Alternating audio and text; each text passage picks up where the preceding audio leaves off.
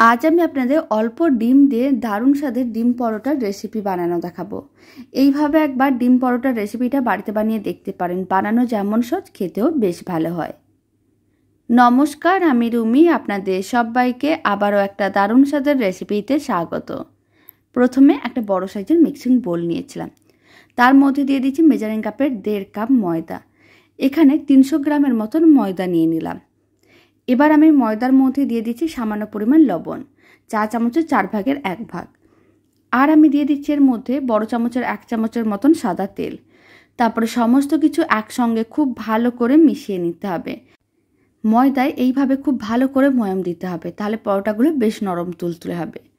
এখন উষ্ণ গরম জল নিয়েছি। আপনারা চাইলে রুম টেম্পারেচারের জলও নিতে পারেন। তারপরে এইভাবে খুব ভালো করে অল্প অল্প জল দিয়ে একটা ডো রেডি করতে হবে। উষ্ণ গরম জল দিয়ে যদি ডো রেডি করা হয় তাহলে পরোটা কিন্তু অনেক বেশি নরম তুলতুলে হয়, খেতেও ভালো লাগে। এবার ডোটা থেকে লেচি কেটে নিচ্ছি। এখানে আমি মিডিয়াম সাইজের লেচিগুলো কেটে নিলাম। এবার একটা লেচি নিয়ে নিতে হবে। লেচিটাকে নেওয়ার পরে এইভাবে একটু গোল করে প্রেস করে চ্যাপটা করে নিতে হবে। সমস্ত লেচিগুলো একইভাবে রেডি করে নিতে হবে। এবার একটা মিক্সিং বোল নিয়েছি। তার মধ্যে অল্প একটু লবণ দিয়ে খুব ভালো করে 2টো ডিম ফেটিয়ে নিতে হবে। খুব ভালো করে ডিম 2টো ফেটিয়ে নিয়েছিলাম। ডিমের মিশ্রণটা রেডি হয়ে গেছে।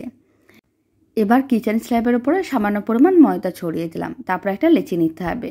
ময়দার মধ্যে লেচিটাকে খুব ভালো করে কোট করে নিতে হবে। তারপরে এইভাবে গোল রুটির মতন করে বেলে নিতে হবে। রুটির মতন করে বেলার সময় একটু পাতলা করে বেলতে হবে, তাহলে পরোটাগুলো দেখতেও ভালো লাগবে, খেতেও ভালো লাগবে। বেশ পাতলা করে বেলে নিয়েছিলাম। এবার এক সাইডে রেখে দিচ্ছি। এবার পরোটাগুলো ভেজে নেব। তার জন্য একটা ফ্রাইং প্যানকে গ্যাসের ওভেনের উপরে বসিয়ে দিয়েছিলাম।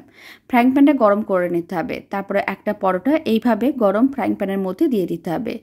দুদিকে হালকা করে ভেজে নেওয়ার পরে অল্প একটু তেল দিয়ে দিলাম।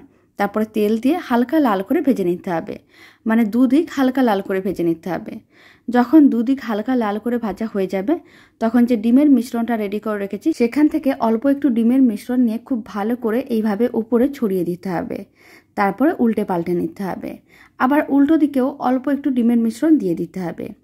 এইভাবে অল্প ডিমের মিশ্রণ দিয়ে ভালো করে ছড়িয়ে তারপর উল্টে পাল্টে দুদিকই লাল লাল করে ভেজে নিতে হবে। এতে ডিম পরোটা রেডি হয়ে যাবে। আর ডিমের মিশ্রণটাও অল্প দিয়ে রেডি করা যায়, খেতেও বেশ ভালো হয়। এইভাবে একবার ডিম পরোটার রেসিপি বাড়িতে বানালে কমেন্ট বক্সে জানাতে একেবারেই ভুলবেন না খেয়ে আপনাদের কেমন লাগলো। সমস্ত ডিম পরোটাগুলো একইভাবে রেডি করে নিচ্ছি। সমস্ত পরোটাগুলো রেডি করা হয়ে গেছে। আর আপনারা দেখুন পরোটাগুলো কতটা নরম তুলতুলে হয়েছে।